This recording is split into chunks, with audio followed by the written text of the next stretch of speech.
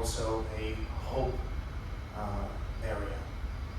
And it is such a joy to find people that look for a common goal, such as the one as MSC Foundation is doing. And that, ladies and gentlemen, would be my colleague Lynn Costenaro. I wanted to say Costenaro correctly because I was afraid I was going to mess it up. Lynn Costenaro, who is going to talk to you about Saba and the Saba Bank. And if you are curious to know a little bit more about the Hope Spot in Ocean Cay, please come visit me at the MSC Foundation or visit the Ocean Cay Marine Conservation Center as well. They tell the story the same way that I do, but with a lot more flashy lights. Thank you very much. Lynn, take it away. Good. Okay, good afternoon, everyone. Don't think my mic is on. Sorry.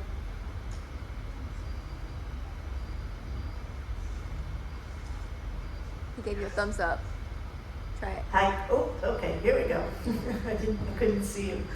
Good afternoon. Thank you for coming, everyone. As Leonard said, my name is Lynn Costenaro, and I am the founding director of See and Learn Foundation. And you'll learn a little bit more about that. But I live on the tiny island of Saba, which we probably passed early this morning. And it's been my home for more than 3 decades. And during that time, I have witnessed and been part of a couple of many really cool things.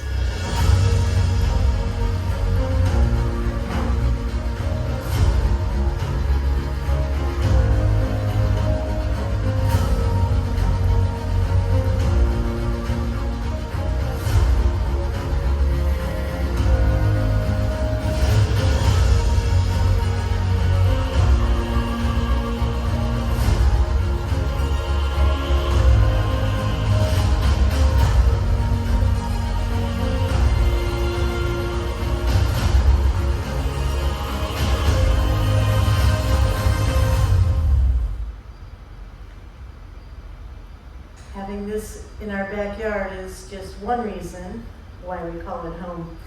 This is just a glimpse of some of the spectacular species that we find in our waters. Their beauty is matched by their importance, revealing a healthy ecosystem and a deeper story about why this area and this region really matters. Today, I'd like to take you on a journey to Saba and the Saba Bank, an area that Mission Blue has officially designated as a hope spot. So we're going to learn more about what that means. Global recognition reserved for places critical to the health of the ocean. So let's start with explaining where Saba actually is.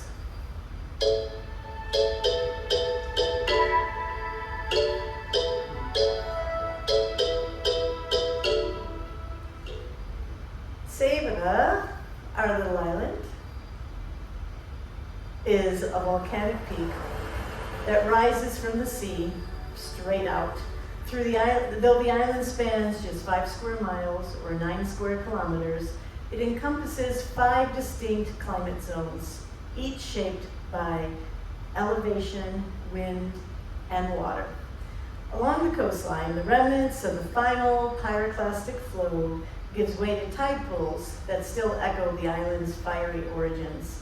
The 20 historicals of original footpaths are carved long before the roads existed, where every hike offers sweeping vantage points and immersive encounters with nature, along with stories deeply embedded in the landscape itself. As you climb higher, the terrain transforms from windswept, dry hillsides to lush, incredible cloud forests.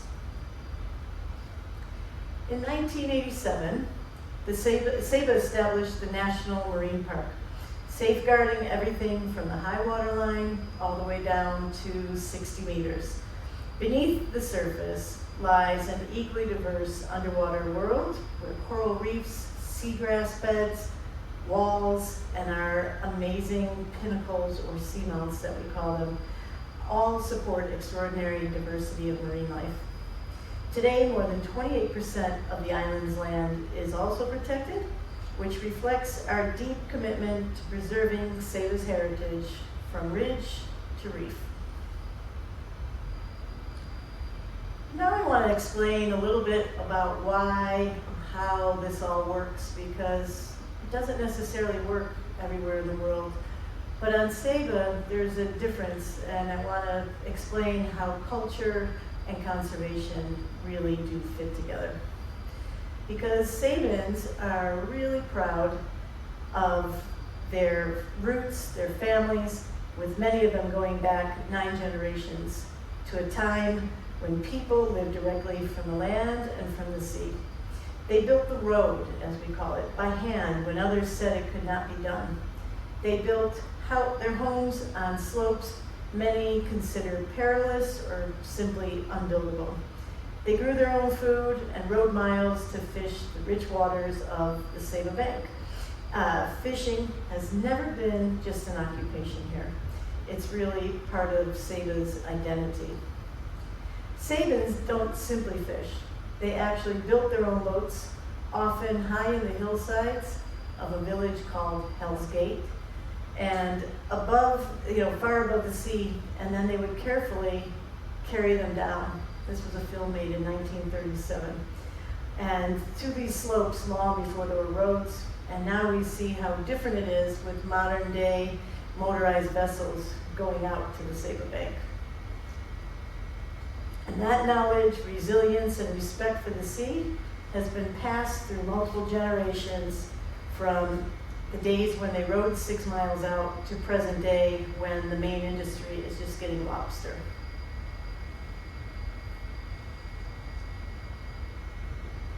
That deep, lived understanding is exactly why protection works on Saba.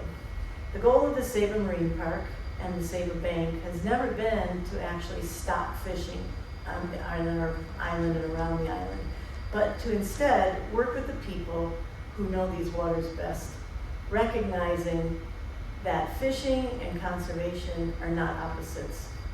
By embracing tradition, local knowledge, and sustainable practices, Sabans, people from the island, are helping ensure that fishing remains viable for the short term, but also the long term, and for the health of the ecosystem itself. Today, it's not only fishermen who recognize the value of the Saba Bank, because many scientists are also quite interested in this special place. So, what is the Saba Bank? Let me try to explain. So, it's actually what is referred to as the largest submerged carbonate platform, or they also call it an atoll, but officially it's a carbonate platform, the largest on Earth, covering roughly 2,400 kilometers, or just under 1,000 square miles. It's vast, it's complex, and it's beneath the surface, so it's mostly unexplored. What we, as I say we, meaning locals but also scientists, have already discovered about the Saba Bank are remarkable new species, unusual geological features, and behaviors that continue to surprise. We're pretty sure there's tiger shark breeding, silky sharks, but also the movement of humpback whales regularly at this time of year. These waters have also been the primary fishing grounds for Sabans for centuries, but it's also home to a very special wreck that you can dive called the Ghost Ship. The bank's rich biodiversity matters not only to Saba, but to the entire region. Eggs and larvae produced by the plants and the animals on the Saba Bank are carried with ocean currents to far beyond the bank to other islands to replenish the wider Caribbean. I have it on my map. Whoops. Yeah, as you can see, that's where the Saba Bank is, and you can see it's quite large compared to the islands in the region. It's a reason if you go to the USVI and have great lobster, well, it's from the protections on the Saba Bank. But formal recognition of the Saba Bank didn't happen easily or overnight. For decades, before its ecological importance was fully understood, offshore tankers would anchor on the Saba Bank, because it's basically a shallower reef, to offload their oil shipments to our sister island, which is just 18 miles away, putting our island greatly at risk. Massive anchors the size of wrecking balls and chains with links, each this big, weighing 100 pounds, dragged across healthy coral reef for decades, leaving real scars on the reef. Once the scale and importance of the bank became clear, so did the need to protect it. However, safeguarding the Saba Bank required years of scientific research, international cooperation, and sustained advocacy before the Dutch ministry officially designated it as a protected area.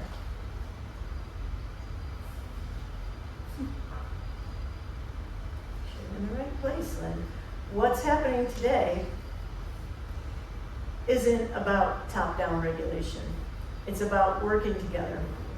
The Saba Bank Management Unit, you can think of it as a subsidiary of the Saba Conservation Foundation, partners with local fishermen, scientists, and Saba's dive operators, combining generations of local knowledge with modern research like shark tagging and monitoring, and together they are finding ways that fishing, science, scuba diving can all coexist. Protecting this special shared space so it can be used, appreciated, and sustained without getting damaged again. It's a collective commitment to keeping the Saba Bank productive, resilient, and just basically alive for generations to come. So Leonard mentioned Mission Blue, but we're going to learn a little bit more about Mission Blue before we go deeper here. I'd like to share this short trailer that it's a film on Netflix, and hopefully this 2-minute trailer is really going to convince you that you want to watch the entire film. It showcases the vision of Dr. Sylvia Earle, who's just an amazing human being, but someone to really admire as a scientist, and especially for females, because her call for protecting our ocean through Hope Spots and the global network, that the work that she's done is something we are now on Saba very proud to be part of. So enjoy this 2 minutes.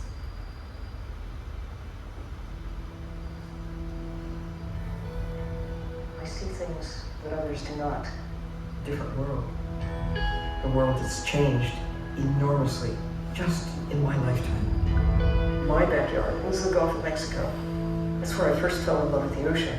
And I think if others had the opportunity to witness what I have seen in my lifetime from thousands of hours underwater, I would not seem like a radical at all. It's a pleasure to introduce a scientist, an engineer, a teacher, and an explorer. The ocean is dying. All of us, we are the beneficiaries of having burned through fossil fuels. But at what cost? 60 years ago, when I began exploring the ocean, no one imagined that we could do anything to harm it. I saw the after influence of what we can do to the natural world. Think of the world without an ocean. You've got a planet a lot like Mars. No ocean, no life. No ocean, no us. In 1990, she became the chief scientist for NOAA, National Oceanic and Atmospheric Administration. I went to one meeting, and I was never allowed to go again. I feel that I must resign and, as a private citizen, do what I can do with more freedom. She's not afraid to say, you know what you're doing and it's wrong. I really speak for the ocean. If we continue business as usual, we're in real trouble.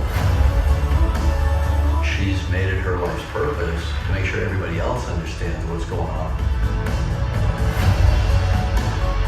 Sylvia has a wish for the planet, what she calls her Mission Blue. Protect the ocean in the same way we now protect the land. I wish for a global network of marine protected areas to save and restore the ocean.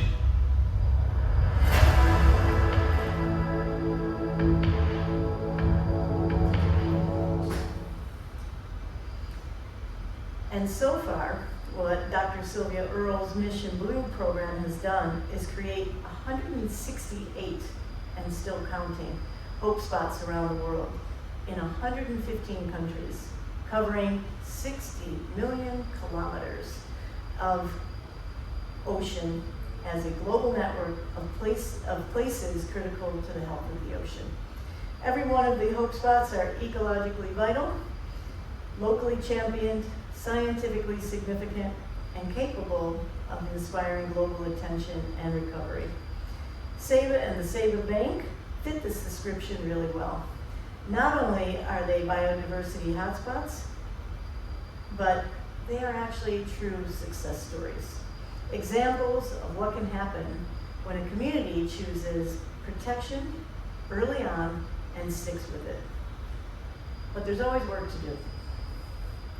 And so I want to now explain how a little island, 5 square miles, and having this big responsibility of the huge Saba Bank, how it can actually come about.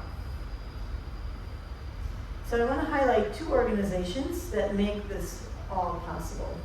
The Saba Conservation Foundation, or as we refer to it on island as SCF, not quite such a mouthful, is what protects our terrestrial park, which is the entire island, as well as the Saba Marine Park and the Saba National Bank. Their teams control, enforce, monitor, as well as educate, restore, and support not only the efforts in the park, but they also created what is now called the Saba Research Center, the first one of its kind in the Dutch Caribbean. And it's designed for applied science and visiting scientists. In short, they are the backbone of conservation on Saba, and their work never truly stops. Whereas the Dutch Caribbean Nature Alliance, or DCNA, provides institutional and structural support for Saba's park, but as well for protecting the other parks of the Dutch Caribbean, places that we're going. So we're headed tomorrow to Bonaire and next to Aruba, Curacao. So DCNA looks after these parks because every one of them has parks, both above and below, but also in the northern area where we are, the northern Dutch Caribbean, which is Saba, St. Martin, which you may have heard of or been to, and St. Eustatius. This support is critical, and it's what keeps these parks alive because they're the ones providing the funding, but they're also giving it that institutional support, signing real agreements with big organizations and big funding to protect all 6 parks. And this is what is going to help us in the long run so that every one of those parks stays managed and protected in the long term. Together, SCF and DCNA safeguard everything above and below the surface, from coral nurseries and our diadema, which is urchin restoration, to the management of fisheries, whales, and shark sanctuaries, and also marine mammal protection. Their efforts ensure that Saba and the Saba Bank continue to be what is affectionately called the unspoiled queen of the Caribbean. So now I want to tell you a little bit more. Oh, sorry, I missed my map here. Yeah, so this actually exhibits all the areas around the island of Saba and how that's protected, both above and below, looking at the legend from the different climate zones to the actual areas in the water.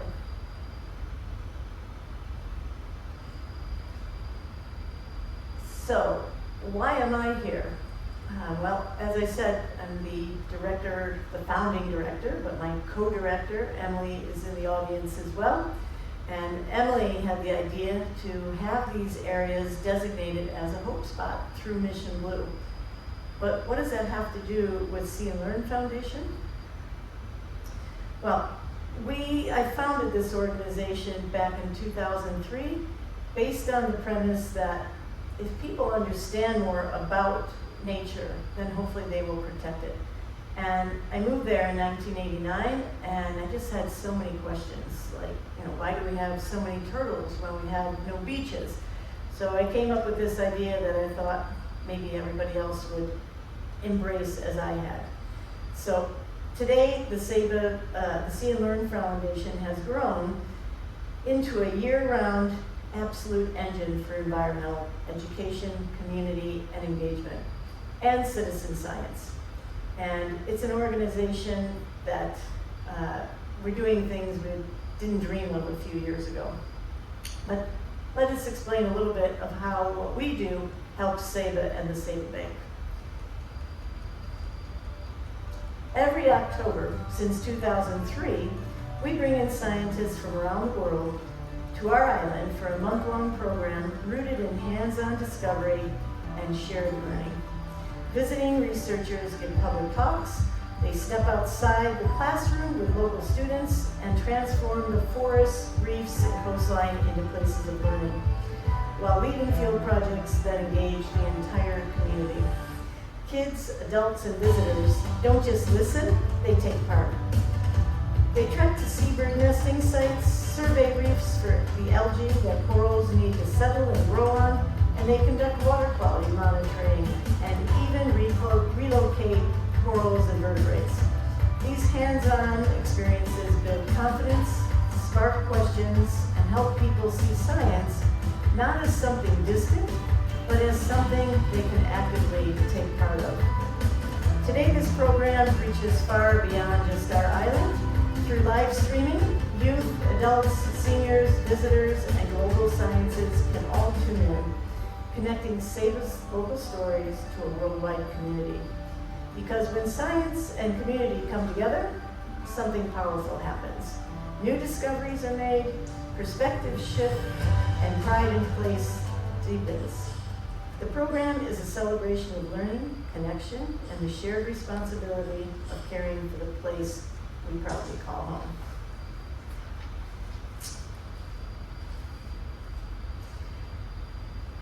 How do we do that? Well, we partner with schools, after-school programs, community groups to promote environmental literacy throughout the year through hands-on workshops, multi-week engagement programs, and even some fun contests.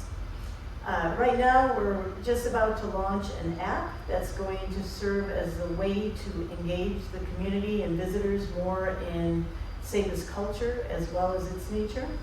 And we also do cool projects like Science Seekers. So this is something that we do every week. We are in the schools so that every child on Saba who goes through, say, grade 6 gets a year of nature education, focusing on topics from waste management, coral restoration, to how invasive species can impact our forests or our agriculture. Through our structured youth diving program, we don't just teach kids to dive, we do it in such a way that it takes 6 months, and it's about accountability and commitment, so that our kids also have some other skills, so that it opens their eyes to new horizons and not just defaulting to limited opportunities. When we talk about citizen science, it's actually now something that's really respected because it's incredibly powerful and nicely low cost. Uh-oh, went ahead of myself there. Emily, who's in the crowd here, big crowd, she might be quite short, but she's quite a powerful force in our organization. We've done a lot of cool projects together, so starting right, we're just getting this to the final stage, but we call it Hope Spots. And we put 9 monitoring posts in sensitive areas on the island. So this one's showing a cliffside where a beach comes and goes, but they are everywhere. There's 7 of them on land and 2 underwater to monitor these sites so that any person, tourist or local, can go there and simply put their smartphone in the stand and take a photograph. And that's makes what they call photogrammetry, which becomes a tool that scientists can look at as basically a time lapse of seeing how that area changed over time. Over the next 4 weeks, we're going to be trained with our Critter Quest scientists. These are invertebrate scientists, so basically insects for the most part, but learning how to set their traps and actually capture insects over certain time frames so that they can be cataloged and monitored to contribute to the baseline of biodiversity on the island. And we're going to do that by incorporating it into our morning walks. So an easy way to do something, but still very powerful, and that creates a win-win for science, for the island, and for my dog Liberty.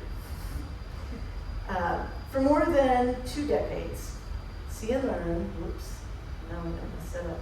See and Learn has brought scientists and educators to Saba, not just to study our environment, but to work within it, alongside our community, and the work that happens is done below the surface with real research, real data, and real discoveries happening in real time.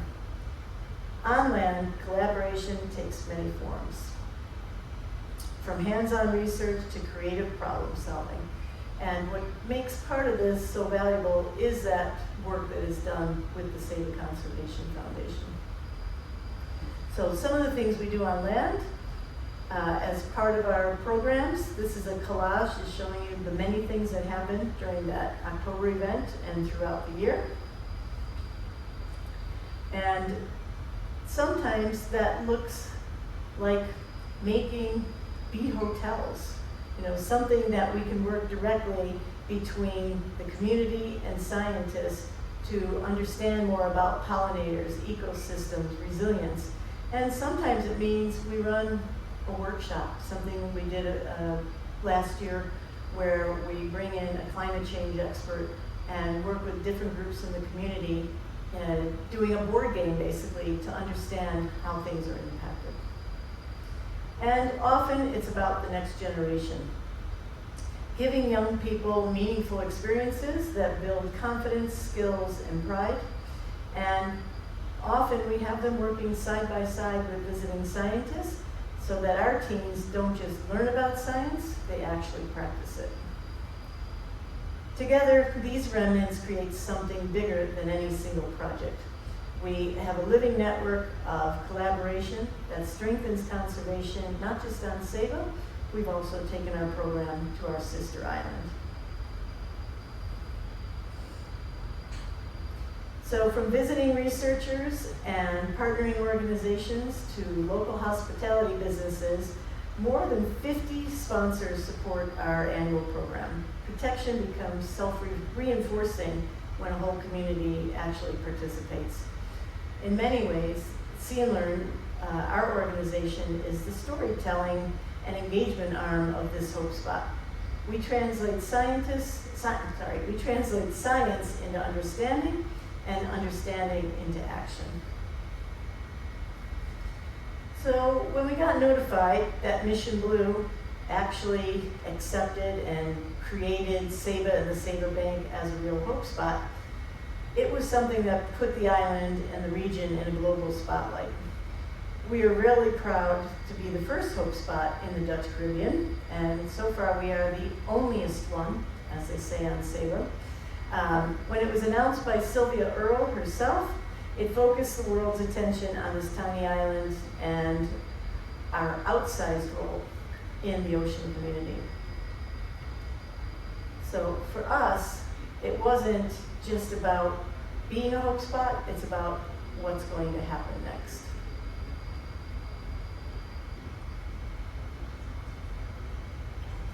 I'm really excited to announce a new Hope Spot, Saba and Saba Bank in the Dutch Caribbean.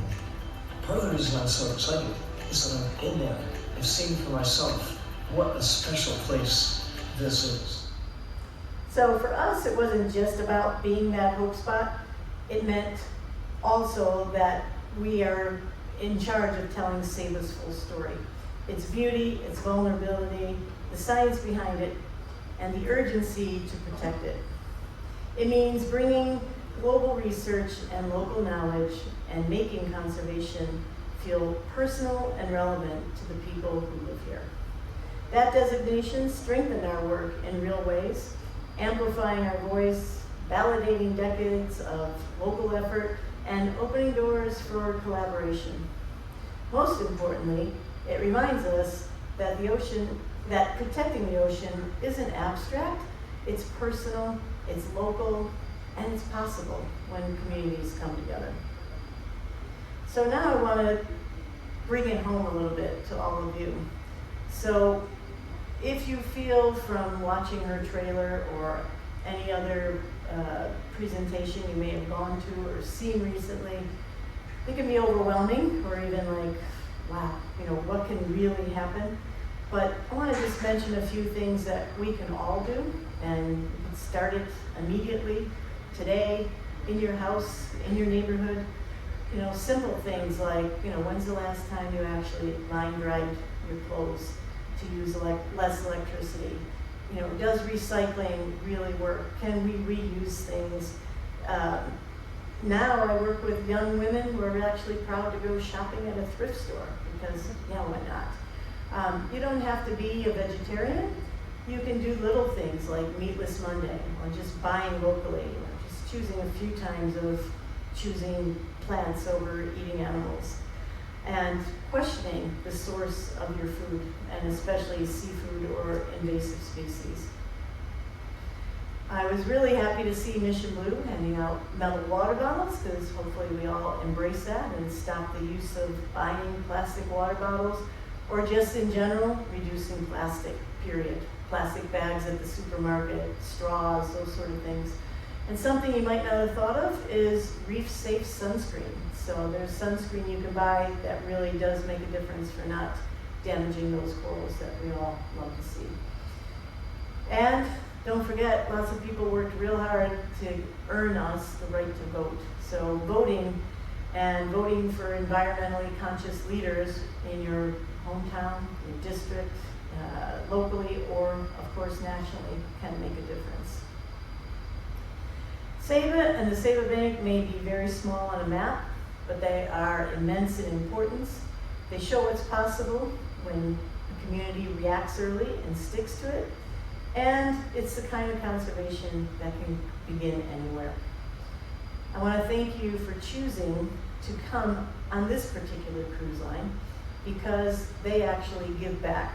So investing in the communities and ocean places that make all of our journeys possible, and supporting the work of something like the MSC Foundation in partnership with Mission Blue can do a little bit more to protect the species and the places we all care about. If you'd like to know more about our organization, you can scan the QR code. We have a website, we're on social media. And we have a quarterly newsletter. You can absolutely follow Mission Blue, watch that movie, share it with a friend, and look at the work they do and feel better.